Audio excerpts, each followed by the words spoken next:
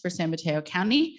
We're happy to have you all here today for our housing event as part of our nonprofit connection series with CZI and CZI's community space.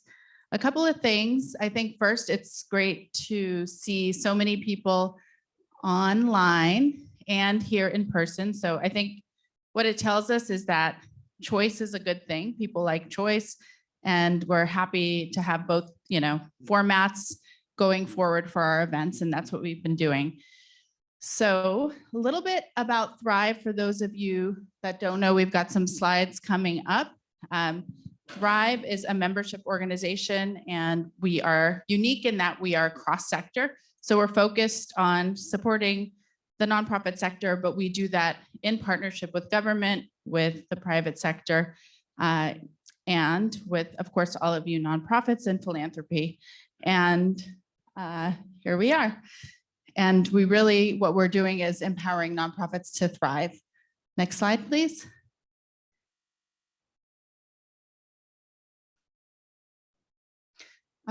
Next slide.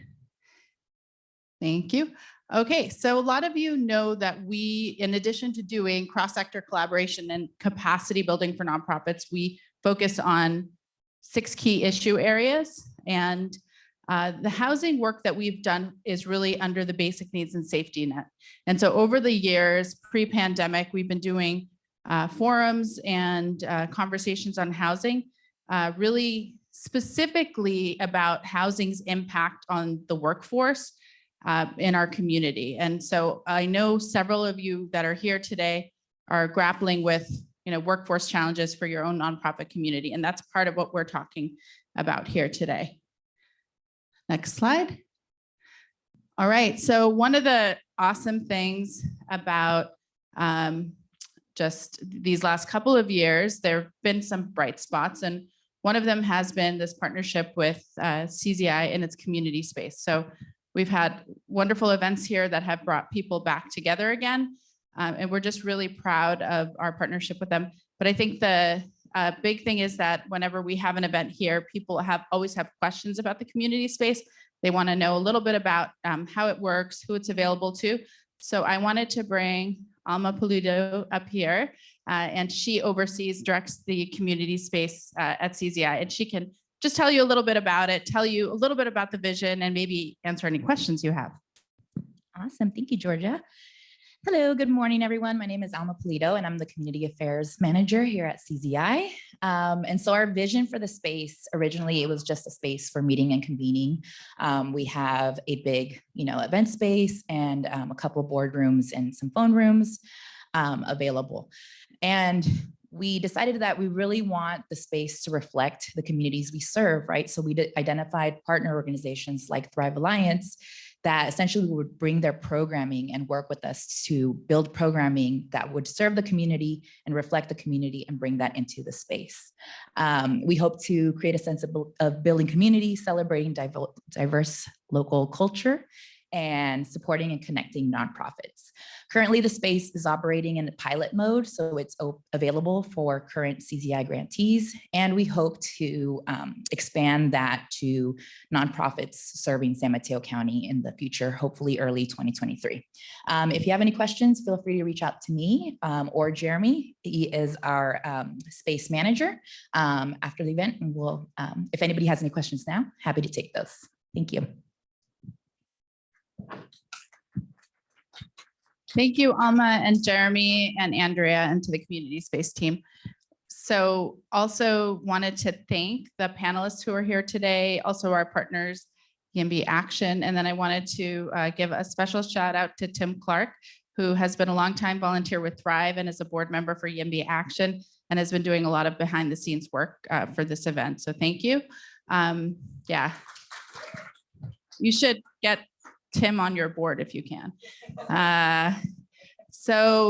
Other things, the Thrive team has been working hard behind the scenes. So this event, and you'll be hearing lots from her today, has been organized and is being led by Petra Silton, our you stand up, Senior Director of Programs. And Yahira is here, Kirsten is here, stand up. Tracy's here, our whole team. Yeah. We've got some more that are online, one in San Diego. And then I wanted to say one more thank you, which is to the housing team at CZI, because we've gotten to know you in this last month a little bit more, which has been great to learn a little bit about the work you're doing in the housing space. You'll all be learning a little bit about it today. So with that, I want to introduce Jennifer Martinez, who oversees some of that work here, and she'll tell you just a little bit about it.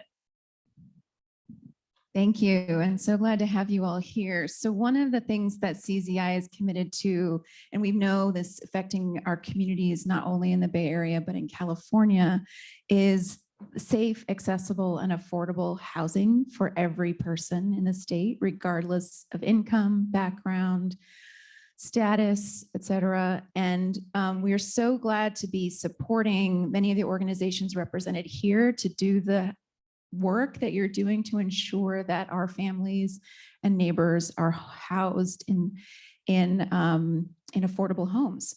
I come out of the tenant rights movement. I spent about 17 years working on issues related to housing and making sure that renters have protections. And one of the things I learned as I was doing that work and got a chance to meet some of you in that process was that we also need more homes. We need to make sure that our local cities are planning and building new homes, and specifically homes at all levels of affordability. So locally, I've been involved in my town of San Mateo, actively participating in the housing element process that you all are going to hear about today. We've been writing letters, going to council meetings, planning commissions, Saturday morning events, all the things that have to go into ensuring that we have strong, solid plans. So I'm really excited for you all to be here today, learn more about it, learn how to engage and participate, and ensure that we are doing everything we can to create that kind of safe, accessible place that we are, have pride for in the Bay Area. So thanks for being here. Thank you, Jennifer. And so happy that Kevin and other members of the housing team are also here today to be in conversation with you and be actually in listening mode for some of this event. So with that, I'm going to pass it over to Petra for the program overview. Hi, so welcome again. And before we start the program overview, I want to invite you to some really exciting events that are coming up at Thrive. So next slide. So Thrive is starting Thrive Rise, Resilience and Shared Emergencies. We're a co-ed, communities organizing active in disaster, and you'll be hearing much more about that soon, and we hope that all of you will become involved. Next slide.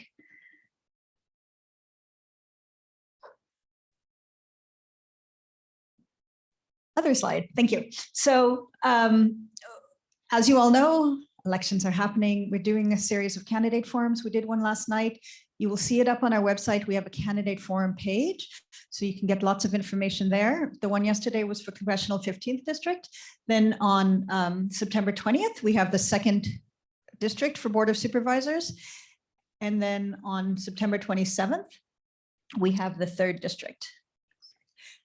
So Thrive does a lot of civic participation because, as you know, it's a great way to do advocacy, and we are having our nonprofit partners ask the questions of the candidates. So the concerns of our community are the ones that are being answered by the candidates. We're also doing pros and cons for the ballot initiatives because they're always confusing, and League of Women Voters is an expert at this. So this will be virtual, and we hope you can join us for that as well. If you're interested in doing voter outreach, you can speak to Yahaira, who's here in the room.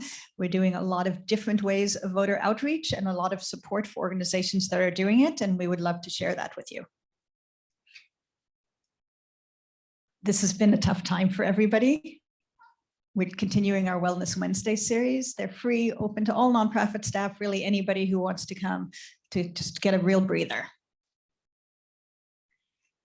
In this space on September 22nd, for everyone who is involved in children and education, we're going to be doing a summit between school district leaders and out-of-time providers to really build those relationships and be able to serve our children holistically. And the last very exciting thing that's coming up on October 3rd is the Climate Summit for all of San Mateo County. It's new. We've never had a climate summit for the whole county. We're working with terrific partners who really focus on environmental justice, but this is for everyone who has anything to do with climate. And if anybody's been outside today, kind of includes everyone. So we'll have registration for that open next week. And it'll be at Stanford University, and we're hoping that you can join us for that as well. And with that, we're going to go back to the agenda slide, and I'll give you an overview for the program for today. We have done a lot of introductions, really appreciate it. After our introductions are done, then we're going to be doing our panel discussion. After the panel discussion, there'll be a short time for Q&A, and then we're going to do breakout rooms. We're going to be doing hybrid breakout rooms. So there will be some online, there will be some in this room. And we are thankful to CZI for providing facilitators. We have all the questions already, and we're really looking forward to some robust discussion and some actual action to come out of this. So with that, I'm going to stop talking, and I'm going to give it to our partner for this whole event, Alex Melendrez, who we have worked with for a while to pull this together, and he will introduce our panelists and moderate our session. So thank you, Alex. Thank you so much, Petra. Good morning, everybody. Happy Thursday. I have a slight request from the panelists.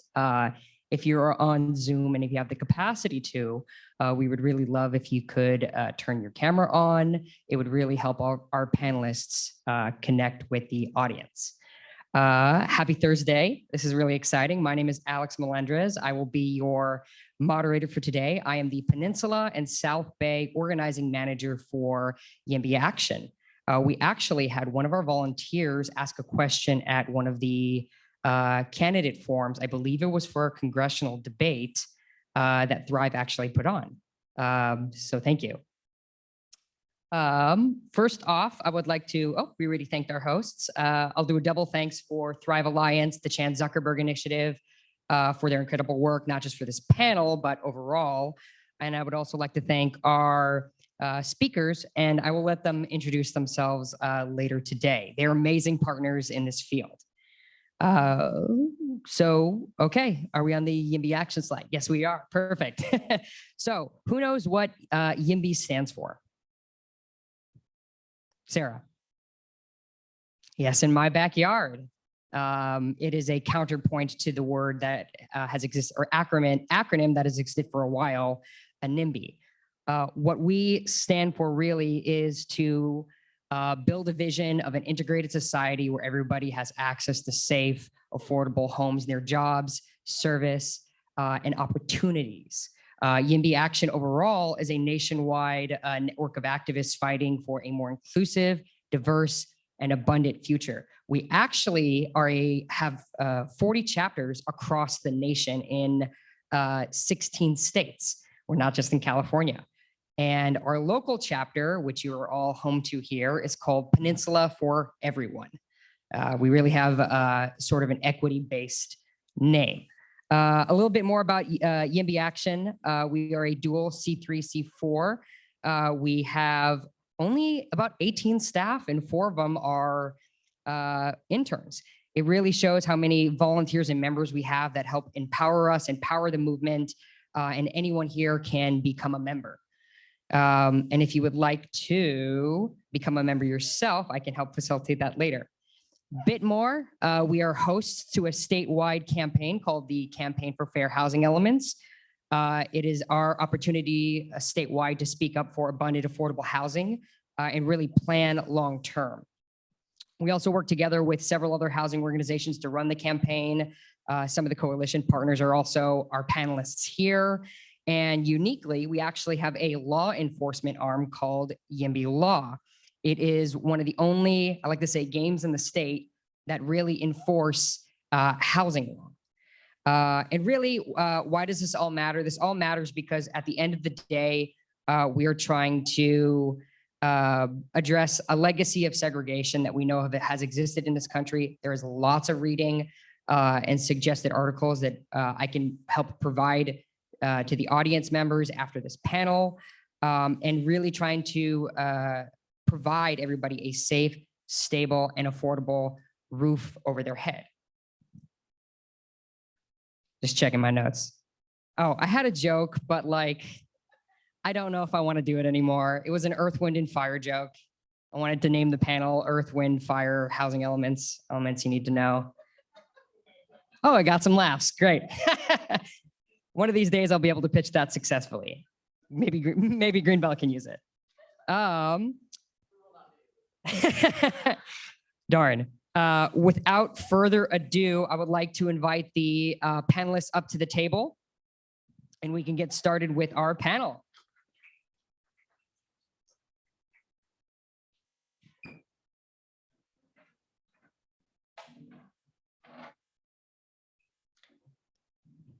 So we are going to open with,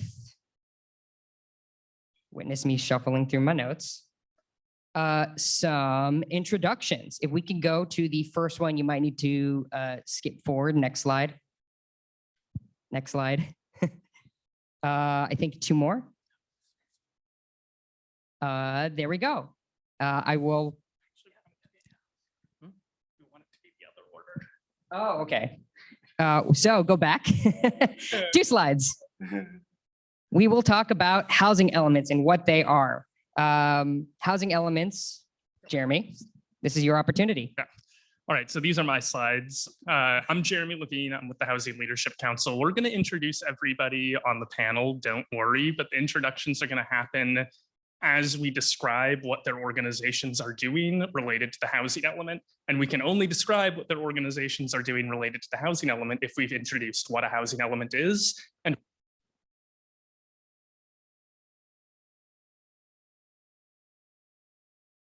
can you hear me all right? Can everybody hear me all right? All right, cool. So housing elements are 500-page documents. Oftentimes, they're extremely long. They are very obtuse at a glance. But really, housing elements are a story. Underneath the lists of data, there is really a narrative that housing elements are legally required to tell about the housing needs in a community. Who needs housing, what the living conditions are like, how much they're paying for housing. The list goes on. And under all of these numbers emerges a narrative about each community that, again, they are legally required to study and tell the story of what it is like to live there. Housing elements are also a vision. In response to the narrative that cities create, the stories that they tell about housing need in their city, they need to identify specific locations in the city where affordable housing is going to be built. And then they need to come up with a plan for how they are going to implement that vision and actually make it possible to build affordable housing in those places. It matters because this is a document that is updated regularly every 8 years and has some really powerful tools to address the needs, to make sure that the city is fully telling the story of housing, is creating a coherent vision for how it is actually going to address the need, and then is identifying a realistic plan in order to actually identify, in order to meet the need. So next slide. Housing elements have changed. And the reason you haven't heard about them very much, partly is because they're really wonky and kind of technical, but it's partly because before 2017, though housing elements were important, there wasn't a lot of enforcement. If a city created a housing element, regardless of how bad the plan was, how faulty the vision, how the vision didn't rise to meet the need that we know exists, it tended to get approved. And the result was that even though housing elements were a useful tool, every affordable housing development in San Mateo County has its roots in a housing element. They weren't a powerful force that could be used to make cities do anything. They were only useful if a city decided that it wanted to use the tool. Now, and so there was a very narrow scope overall. It was really focused on zoning more than anything. Housing elements today are strongly enforced. In Southern California, more than 90% of cities do not currently have a compliant housing element. They're a few years in the cycle of the Bay Area, and cities have to proactively contact their communities. The groups represented in this room and on the Zoom today, in order to understand what the housing need is, in order to tell the story about housing, in order to identify, create the vision, and to identify the problem, cities are required to listen to the people in their community in a way that they have never been before. And the scope is huge. It's not just about identifying some sites to allow some apartments now.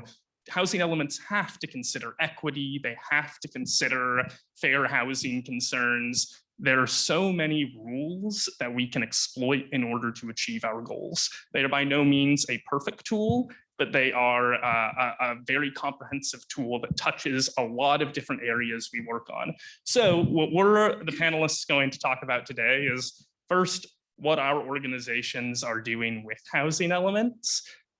Just very brief overview, and then we're going to have a panel discussion about what's actually in housing elements and how you can use them yourselves. So I'm going to pass the mic to whoever comes after this slide. Oh yeah, I think there's actually one more slide. You can go to the next slide. So this is of the event takeaways. It's pretty much at the end of this, we want you to be able to answer what is a housing element, what's the process, and how can your organization leverage it. So thank you, Jeremy, for that introduction to housing elements. My name is Kalisha Webster. I'm Senior Housing Advocate at Housing Choices. We are a nonprofit service provider working with people with developmental and other disabilities. And we actually started out 25 years ago in Santa Clara County as an advocacy group of parents and service providers who were trying to create opportunities for the people that they worked with, the people that they supported with severe disabilities, to help them to live in community housing. This is because historically, because of the severity of their disabilities, people with developmental disabilities were forced to live into large institutional settings, facilities, and they were pretty much shunned from the society.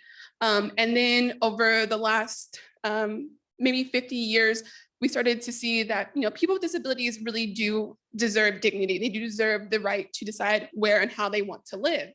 And so state and federal law started to change. We recognize that they deserve to have community-based services in order to live in the least restrictive setting of their choosing. And so we started to close down those institutional settings. The problem was that while the community-based services were being funded, there was no programs being talked about in order to create housing for these people to live in the community.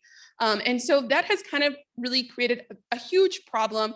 You'll see here, in San Mateo County, I believe it's 82% of adults with developmental disabilities are still living at home with parents because they cannot afford to live independently in this region.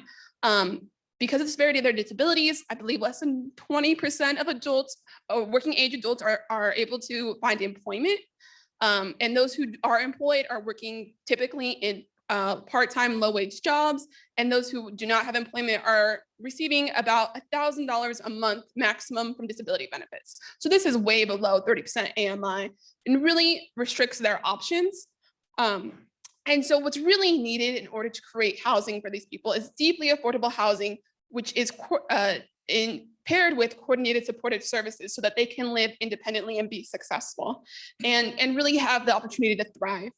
And so that's how we are leveraging the housing element, is creating this space where we can force cities to do what the state and the federal government have not done, which is to create these opportunities for them to live in the community. Who we're passing it to next? Is it? It's me. Thanks so much. And Kalisha is a very hard act to follow, but I'm going to do my best here. Good morning, everyone. My name is Jordan Grimes. I am the South Bay and Peninsula Resilience Manager for Greenbelt Alliance. We are a 64, almost 65-year-old organization that has had a number of missions over the course of our history, starting with the protection of open space and the Bay Area's greenbelts, and really moving into, in the last few years, an emphasis on building climate sustainability and resilience throughout communities in the Bay Area. And we moved into this phase because I think as everyone realizes, especially on today and this week of all weeks, that climate change is here. The realities of it are here, and planning has unfortunately not kept up with that reality. And in fact, faulty plans in the past have led us to this reality of rapid climate change and rapid deterioration of living conditions in many parts of the world in relation to climate. And so for us, housing is a big part of that work. And it might not be intuitive for a lot of people, but housing is a huge part of climate change and the realities that we are facing. Greenhouse gas emissions, for example, are the single biggest contributor to climate change. And when you look at what is causing that, when you look at the housing crisis in California, you see super commutes. You see people who can't afford to live where our jobs are, where the prosperity is. And so they are forced to spend hours a day, on the roadways, their cars belching out emissions just to be able to eke out a living. And so to us, ensuring the necessary growth of housing in urban communities and suburban communities is very important. When it comes to the housing element process, we really see this as a way to correct some of the major mistakes. This cycle in particular, obviously, given the various differences that Jeremy mentioned about this cycle in particular, we really see the housing element process as a way to correct some of the wrongs on policy that the Bay Area and that California overall has continued with for many, many years. And so in Greenbelt's work, what we are really focused on is first environmental justice, ensuring things like the siting of multifamily housing historically has often been pushed off to the fringes of our cities and suburbs, in commercial corridors, by freeways, in areas where sea level rise is going to hit hardest.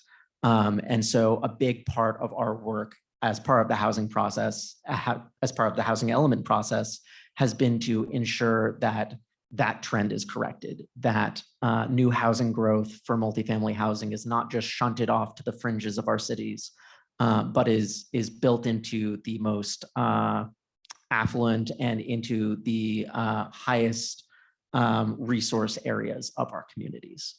A second part, really, and a very important part, is promoting urban infill.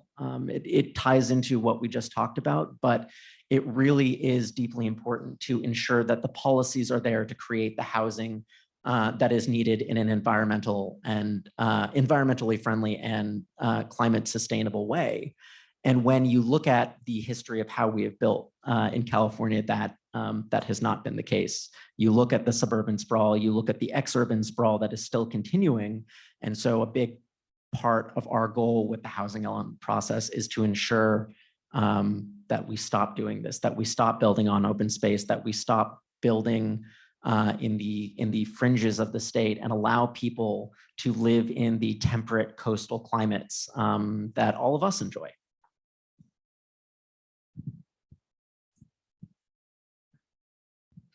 It's me. Hi, I'm Christine Padilla. I'm the director of Build Up San Mateo County. Hello to everyone here and to all our friends in Zoom. I see lots of you, although your cameras are not on, but I don't blame you. Enjoy your coffee. So Build Up San Mateo County is a multi-sector countywide initiative aimed at preserving, expanding, improving childcare and preschool facilities in our county. So how does that connect with housing? Well, the same way facilities are so important, because they're not just what we hope them to be is a high quality, affordable space where kids can learn and thrive. We all want everyone to thrive. So this is a perfect nonprofit to host this event. But basically, the children and the working families and the teachers who all occupy those spaces, those are what build our community. And without sustainable housing, we cannot function. Children need to know they're going to be in the same home for the holidays. They need to know they're going to be at the same school next year. Parents want to be able to know that they're going to be able to, live and work in the communities they love and build relationships. So really, it's very important for the health and the mental health of our children to have access to housing, as well as for most of you probably know, the childcare sector is predominantly a very low paying sector, mainly made up of women of color, immigrants, and they need places to live as well. Obviously, they need to have homes here in our community. And many of them, if you're not aware, we have a lot of childcare centers, but we also have family childcare homes. So people provide care right out of their home in a home-like setting. They take care of most of the babies in our communities, and they need to have a stable place, because if they lose their housing, they also lose their business.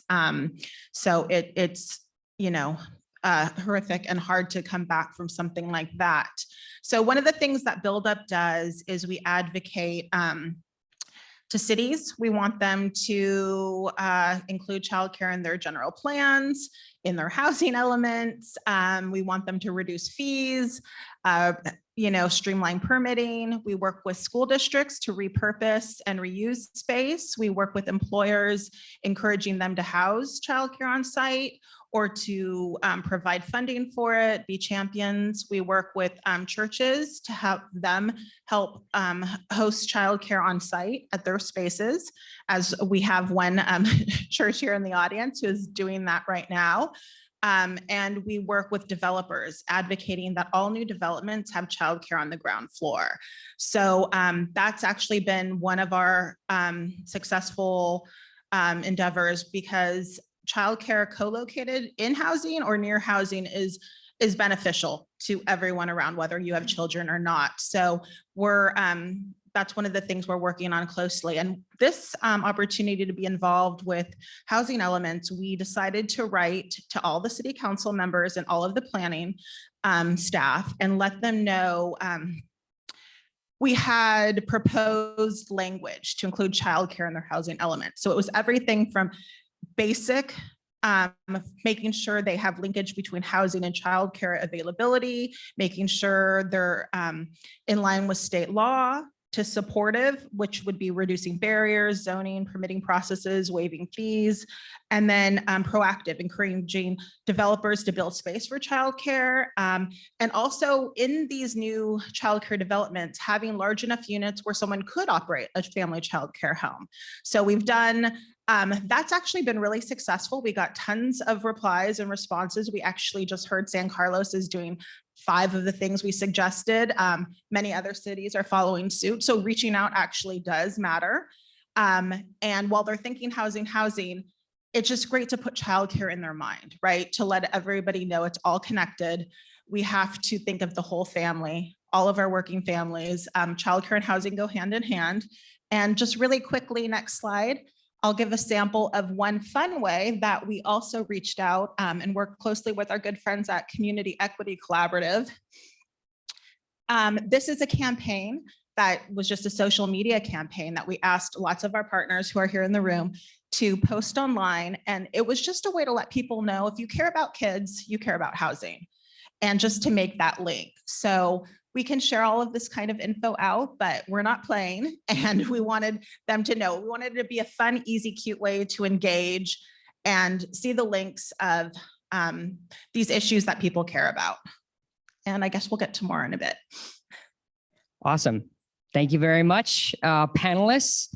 And actually, Peninsula for Everyone in South Bay Yimby are actually partners on this particular campaign. I'm hoping we can go back up to the what is a housing element slide, which should be 2 slides before the takeaway.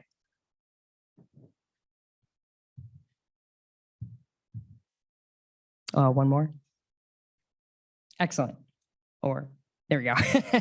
So we've started to get a grander picture about how why the housing element process matters. It's an 8-year process happening right now, which with each city going through their each individual process, we're starting to get a bigger picture of why it affects these larger, grand intersections of childcare, people with developmental disabilities, the environment, and a variety of other affected sectors. We have a lot of questions to go to, so we'll see how many we actually get through. But the first one I really want to ask the panelists, and I actually should have said to go to the next slide, is we've talked a bit about how this cycle is actually different than all other cycles. And I'm hoping our panelists can actually elaborate on what are some of the main differences in this cycle and how are you leveraging them? All right, I guess I'm up first. So when it comes to this cycle, Jeremy touched on earlier, but you know, in the Jewish tradition, on a certain high holiday, we ask, why is this night different than all other nights? And with the housing cycle, we are asking, why is this one different than all others? And there are a number of answers to that question, but it largely tracks back to a series of state laws passed starting in 2017. One of the most potent of those laws is Senate Bill 35, authored by State Senator Scott Wiener of San Francisco in 2017. And what that bill does is essentially says to cities, if you are not meeting your regional housing needs allocation number at a certain point during this 8-year housing cycle, if you are not meeting these numbers that the state has told you you need to build based on your housing element plan, we are going to take a little bit of control away from you. We are going to streamline the process for building new housing. And we are going to say that, you know, based on the incomes of these new buildings, the timeline is going to be streamlined and truncated. It can take years and years for an apartment building, for a condo building, for new housing to go through the bureaucratic process of approvals. Under SB 35, it would be largely whittled down to about 6 months, which is a huge deal for home builders, as time is money. It really does drive up the cost of housing the longer it takes to get a building in place. And so Senate Bill 35 is really huge in that respect. There's never been a real consequence for cities in that regard. And so now you have this legislation that says, if you aren't planning, if you aren't, you know, if you don't create this plan that enables this growth and the growth doesn't happen, there's going to be a consequence now. You lose some of your prerogative to say no to things. And that's really important. Another bill, another really important bill is Senate Bill 828, passed in 2018. This is maybe the biggest bill of all. And the reason that it's so important is that it changed the way the regional housing needs allocation was calculated. And so the numbers of new homes needed is much bigger in this cycle. For San Mateo County previously, in the 5th cycle, it was 15,000 homes.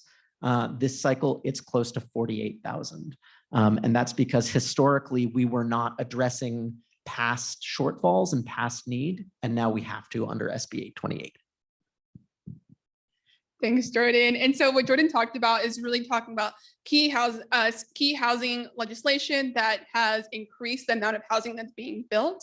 What I'm going to talk about next is actually AB 686, which talks about what actually goes into a housing element, what is going to really affect the people who live in the community who are most vulnerable. And I'm really impressed that Jordan came up with all that off the top of his head. I'm not a housing wonk like him, so I wrote my notes down. So I'm going to read to you guys what it says. So AB 686 is arguably one of the most important new pieces of legislation when it comes to what goes into a housing element. It added a requirement for cities to affirmatively further fair housing, or AFFH, if you haven't heard that term, in all programs and activities related to housing and community development, including their housing elements. I say this is the most important piece of legislation because cities do not build housing themselves. They have no way of guaranteeing that the housing they say can be built in their housing element ever will be. And honestly, most of it probably won't. There's just a shortage of land, there's a shortage of money. They can, however, create an environment in which the housing could get built. And under AB 686, cities are not only required to identify the right market conditions, which would allow for more housing to get built, but they are also required to make systemic changes to their policies and programs so that they may overcome patterns of segregation and foster inclusive communities free from barriers that restrict access to opportunity for all groups protected by California Fair Housing Law. Now, this is another important reason that the passage of this law was so important. While there was already a federal requirement to affirmatively further fair housing, the number of protected groups under the state's fair housing laws is much broader. Therefore, in the housing element, the needs of even more vulnerable populations must be considered in the development of all policies, programs, and even in deciding what types of housing get built where. All of these sections of the housing element must be designed to address significant disparities in housing needs and access to opportunity, replace segregated living patterns, and replace them with truly integrated and balanced living patterns, transform racially and ethnically concentrated areas of poverty into areas of opportunity, and foster and maintain compliance with civil rights and fair housing laws. This cannot be accomplished without cities performing robust community engagement with these protected groups who are often the most vulnerable members of the community. And unfortunately, this is where most cities are falling short. Instead, they're focusing only on making sure the numbers in their housing sites inventory are good enough to meet some arbitrary algorithms without angering homeowners, but these numbers are not necessarily realistic and do little to improve the conditions of the most marginalized residents. This issue is obviously very important to our organization's mission, as we're looking to create housing opportunities for people with severe disabilities who are rarely represented in or even considered to be part of these conversations. We know that disability status is by far the #1 fair housing complaint locally, as well as at the state and federal levels, and barriers to housing access are even greater for Black, Indigenous, and people of color with disabilities than it is for whites with disabilities or BIPOC without disabilities. Therefore, we are really trying to support cities to accurately assess the needs and best practices for inclusion of people with developmental disabilities by submitting a housing needs assessment, which follows HCD guidance. And when the information that we provide is ignored, we hold cities accountable by submitting comment letters to the city as well as to HCD, letting them know how they can make meaningful improvements. I guess I'm the last one that gets to come up with a law, and Jordan and Kalisha took all the best ones. The governor it's not really a new law, it's a new legal change. The governor had a $4 million line item in last year's budget that essentially handed the state regulator, Housing and Community Development, a lot of money to hire lawyers to enforce the law. And one of the ways that Housing Leadership Council, and I think Kalisha, and it's like pretty much everyone at this panel does this, it's like we look at whether or not cities are actually making credible plans for affordable housing, and then we tell the state when they're not.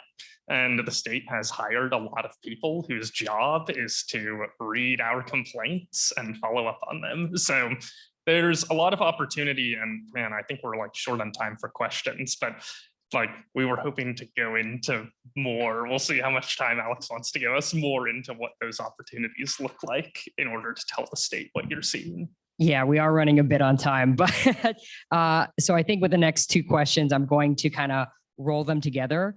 So for the first one, it's going to be, how can housing elements be used to implement specific policies? I'm going to look particularly to Christine Padilla for that one. And then once that we have an answer to that, I know many of you have your own individual policies for the various nonprofits and stakeholders that are here. That's really something you want to know. The following question would be, what are some of the main strategies for advocating around the housing element, not just for your particular specific policy, but how do I get engaged in the first place? Christine? Okay, let's see if I remember what you just said. This was a perfect opportunity. As I mentioned before, we partnered with Child Care Partnership Council and a consultant, longtime expert, child care expert, Kristen Anderson, to come up with these policy language recommendations. So one step we took, we felt a little late in the process, but it was still worth it to us to get involved. It's never really too late. So we sent out these letters, and like I said, we were really surprised. We got replies back from mayors, from different council members requesting meetings, CCing different people on city staff. They were very supportive and open to having this and really looking at childcare and housing connected. So that was really great. That was one thing. So I think it's never too late to reach out and to get engaged. You know, I think the same thing, like even if it's a social media campaign, if it's calling your city council members or doing public comment is so important, or giving comment on housing elements. A lot of times when we go to these meetings, the opposition is there. People who don't want housing, people who don't want childcare for various reasons. So just having a comment from someone who's supportive, just regular constituents in their area or a nonprofit, it's huge. It makes a really big difference, and they hear that voice, and it also gives them some political coverage because they know that there's another side. People do want these things. So I would recommend for all of you to reach out. It doesn't have to be formal. It can be a very casual email. It can be a simple public comment. It doesn't have to be this whole big thing that you have to be some expert, but express what you care about. And that's what they're there for. They're there to listen to what you care about. So I highly recommend, if you haven't done it yet, it's fun. It might be addictive. So She's looking to me because we cut our teeth doing that in 2019 a lot. yes, we hung out a lot at council meetings. I do want to inform our panelists, we have till 10:20, just so you have a note for the time. Thanks, Alex. You know, I kind of touched on this already. As far as what are our main strategies, the cities are required to go out into the community to talk to people. There are specific special needs populations that they are required to speak to. So in addition to doing their assessment of fair housing, in which they need to, you know, look at the local needs of all protected classes, they also have specific special needs, housing needs analysis they need to complete. And people with disabilities, especially are including developmental disabilities, is one of those special needs groups. And so we have been making sure to send in public comments, to send in assessment, which talks about the housing needs, the housing barriers, as well as what Christine suggested of also like policies that we think could lead to more affordable housing, more inclusive housing. And we see this as a way to kind of support cities through this process, because they may not know, because this is not a population that everyone is familiar with. And we are kind of the experts because we've been doing this for 25 years, right? So we have this knowledge, and we're trying to share it with the cities to make sure that they are doing the best possible, creating the best possible opportunities for people with developmental disabilities to live in the community and to be part of the towns and the cities where they grew up in. Wow, this is such a fun question, and really fun to hear your answers, Kalisha and Christine. I think what's really interesting from HLC's perspective is we represent affordable housing providers, so it's not like we're a special needs community, so to say, but like we know how to build affordable housing, and even us, like as community members with a relevant interest in housing, cities are supposed to listen to us and implement our feedback. If you and your organization has community members in it who have a relevant interest in housing, which I think is pretty much everyone, then your city has to listen to you. And it's not just they have to listen to you, they have to be proactive about reaching out to you. Our groups, which are so focused on housing, are kind of outliers. Like we do this as part of our full-time jobs. Your groups, which don't have to necessarily put in all this time, should have heard from your cities already about the housing element process, and not just generally. Ideally, they would be reaching out to you specifically, seeking the specific feedback that you represent. And if they haven't, then they're not doing their due diligence, most likely. And that's the sort of thing that you can tell the state without having to know anything about the law, without having to have any technical skills. And otherwise, it's like if the city is reaching out to you, then what you need to do is just tell them about the housing needs your community is facing. Tell them about the experiences that you and your constituents are having, and they're supposed to respond to them. So that's a really powerful way that we're trying to get involved is by telling, empowering people to tell those stories. I'll give Jordan last opportunity. Yeah, I'll just, very quickly close it out and echo everything that Jeremy and Kalisha said. Really, the way that we are getting involved is by attending meetings, analyzing the housing elements, looking at the policies contained in them, and then activating our members, activating people in our circles who care about housing, who care about climate, who care about affordable housing, who care about housing for special needs community members, and saying, these are the policies that are in the housing element now. These are the policies that we think would help, create the kind of atmosphere that we need to see the housing growth, to see the housing needs that we know exist become reality. And sometimes the housing elements as they are presented to us are good. Sometimes they need a little bit of work. And so that is really how we get involved, is by actually assessing the elements themselves and then saying, okay, here are some policy changes that we think would create the kind of communities that we need. And when that doesn't work, the other option that we have as well is discussing these items with the state. If we feel that the city isn't taking our feedback into account, the nice thing is that the state of California is very invested in hearing from local communities, hearing from members of communities who maybe the cities have not, certainly in the past, and maybe are not currently listening to. And so there are a multitude of avenues that we're pursuing in order to realize, the plans that we know we need to ensure the growth that will allow, the housing growth that will allow a really prosperous society for all of us. Excellent. Are we short on, do we have like 1 minute? We have Let's just- 1 minute left. Okay, because there's one really specific action that we need to promote for this event. Specifically, we have written a sign-on letter. It is a general statement that we want cities to follow the law and contact the nonprofit organizations representing local communities. It's not about specific policies, it's about the process of the housing element. So I didn't make a slide of it, excuse me. So you're just gonna have to take my word for it that it's a great letter, and then we'll send it out in a follow-up email after the event. And yeah, that's the one very low friction action that we have for you today to get involved in the housing element process and take the first baby step toward making your community more accessible. Yes, and I know this is our, as I think it was Jeremy mentioned, this is our day job for a lot of us. And our part of that is making it as easy as possible for community members to comment on the housing element process or housing in general. Come to us. We have a variety of toolkits, and I'm sure we'll share some of that out in a follow-up. Let's give a round of applause for our panelists. And now I'm going to pass the mic on to Petra.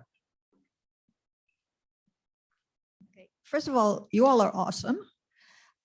Super impressed with all of the work you're doing, super impressed with how easy you're going to make it for all of us to get involved, which is what is going to happen next. And I'm going to take advantage of the fact that I have the microphone and ask you all a question, which I don't know is totally not fair.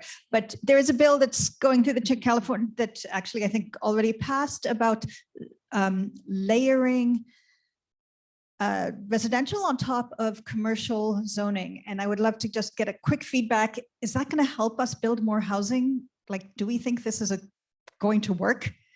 Because one of the things you all talked about was, Jordan was talking about infill. This seems like exactly the kind of thing that would create more opportunities. You want me to take it? All right, I'll take this one. Yes, the bill that Petra is talking about, Assembly Bill 2011 by Assembly Member Buffy Wicks from the East Bay, was a big priority for Greenbelt actually this year. And the answer is yes, it's going to build a lot of housing. Essentially what the bill does is it allows for the construction of new housing in areas that were previously only zoned for commercial development. It now allows for mixed use development. So think of the million strip malls of California, all of which now could become shops on the bottom with new housing on top. And yes, the answer is that it will produce a pretty significant amount of housing. I don't remember the number of units of capacity off the top of my head, but Urban Footprint, which is a firm that analyzes these kind of things, estimated it to be a huge driver of potential new housing growth. There are pretty strict affordability requirements as well, which is fantastic. We're requiring I believe it's 20% of new homes to be affordable to low-income residents and families, as well as very strong labor provisions requiring healthcare for workers, as well as apprenticeship programs. So we're very excited about and really view it as a strong bill for both housing production and climate resiliency. Excellent, thank you. And then El Camino is going to start to look like a street in Paris, right? People are going to live above beautiful that's houses. the idea. And there are height limits, within the bill. We're not going to see skyscrapers out of this. We're talking in most places 4, 5, 6-story buildings. But yes, the hope, at least for me, is Paris. Excellent. We can always dream of Paris. Okay, so now we're going to do some breakout sessions, and the purpose of this is to take all of the fantastic ideas that we just had and really think about how we can use them. What's the action that we're going to take? What are their barriers to action? What can we do together to work on the action? Like Jeremy said, we will send out this letter that they wrote, which is fantastic and very much talks just about process. So hopefully it won't be something that needs to go through a lot of layers in your organization. We'll send that out so that you can sign on to it. In addition, we'll send out all of the slides and all of the information. I don't want anyone to think that if they didn't take notes or didn't get all of those bills down, that it's important. What's really important is that we help you activate. So with that, we're going to divide into different breakout rooms. We're going to have facilitators from CZI in every breakout room. We have 5 questions. Each room is going to be responsible for reporting out only on one of them, but you can talk about whatever you want. But you will need to report out on one. So the questions are all numbered 1, 2, 3, 4, 5. So you will be one of those groups. On Zoom, we'll have groups 1, 2, and 3. And then in this room, we will have groups 4 and 5. And just really quickly, how has the housing crisis affected your organization, considering both your staff and clients? Have you testified at a public agency meeting? Actually, anybody in the room, you guys want to raise your hands if you've testified at a public agency meeting? Not everyone yet, but soon. Are you more comfortable with writing a letter? Oh, I didn't see those, but I'll go back and look and see who it was. No, I'm not going to come to your house if you haven't done that yet. I'm just going to give you the opportunity that this would be a great time. What are the barriers for your organization to becoming more outspoken in housing advocacy? As we've said many times, housing really is kind of basic for everybody. So what is it that you need for your organization to kind of put their hat in the ring for that? What can you pledge to do on housing advocacy? And then the last one is, what do conflicts over housing and housing elements tend to arise, or where do they tend to arise? And what groups and types of people have you found that object to housing? And so we have some actual specific examples of that, and maybe we can brainstorm a little bit about how to overcome some of those obstacles. So with that, again, huge thank you to the panel. Please stay for the breakout rooms. We're going to be doing, we'll have about 25 minutes for the breakouts, and then afterwards we'll come back and do a report out on each of our 5 questions. Okay, thank you.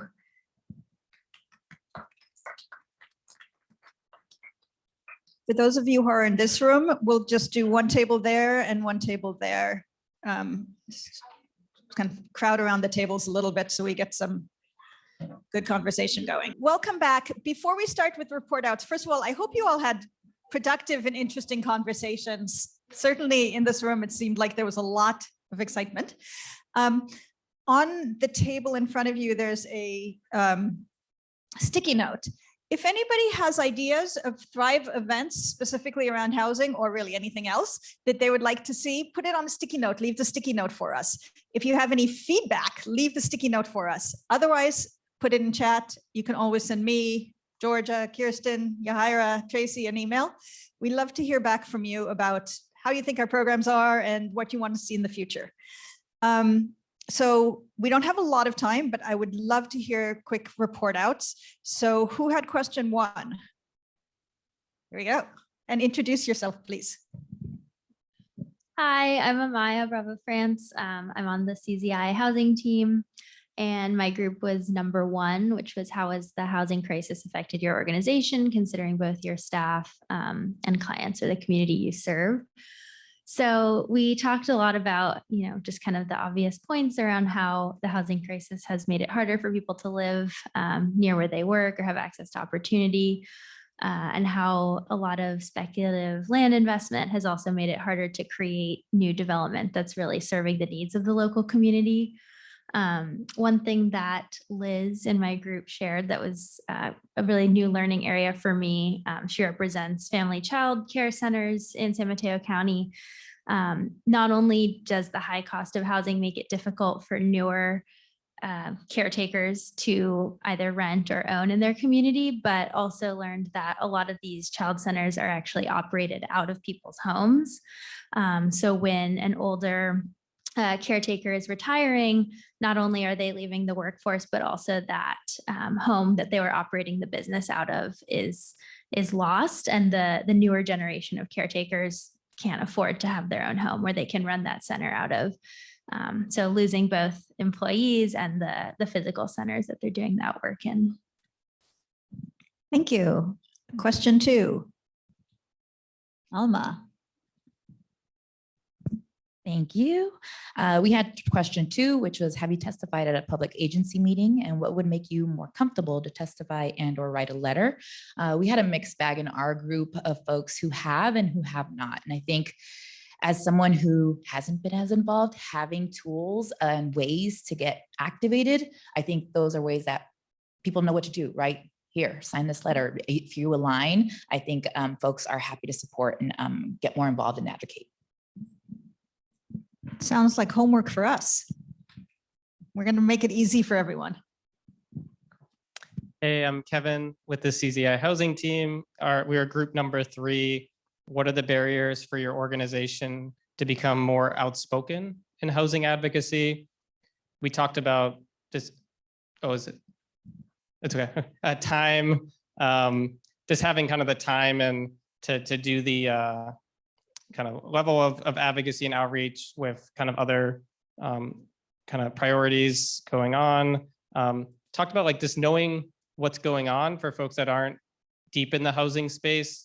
Sessions like this where we get that general knowledge, and also like knowing where in the process the housing element plans are, and like what does that mean for the types of actions that can happen at this moment, and kind of creating some of the urgency for that. We talked about when working in coalitions, the challenge of acting in time. Once there's an action, there's a lot that goes into getting that ready and mobilizing coalition members and reviewing language and responding quickly. So kind of having more lead time can help. And then we talked a bit about power dynamics that can be at play. Often the example was more at like individual housing development level, where if you know the policies and laws in place, but you're trying to get approval for something, it can kind of be hard to tell like the fire inspector that like the state law says you need to do this. So there's like almost like that general knowledge that like the broader ecosystem is missing to be able to like kind of get folks get folks to be able to enforce the policies kind of more consistently. And group 4, is that? Was 4. No. I didn't realize that we were a numbered group. We called ourselves Team Awesome.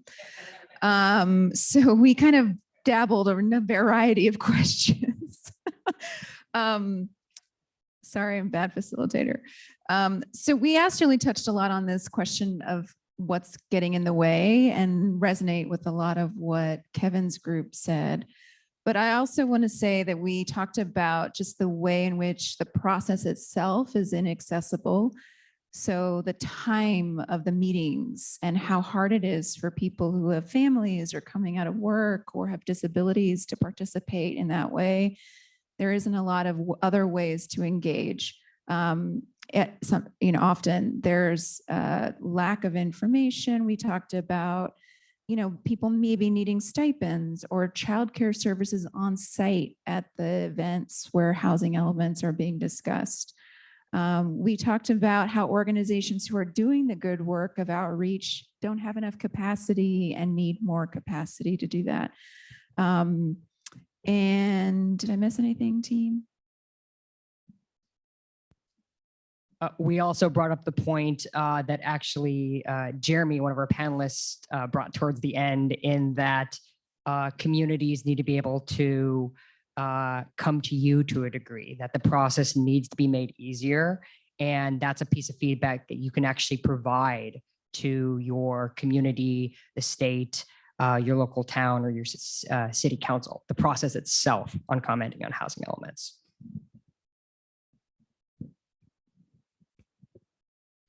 Hi, I'm Dahlia, also on the housing team at CZI. We also dabbled, so great groups and facilitation. A lot of what has been said resonated with our group. The only thing that I'll add, in addition to having the housing element meet folks where they're at, so that importance of accessible community engagement in terms of language access, in terms of food.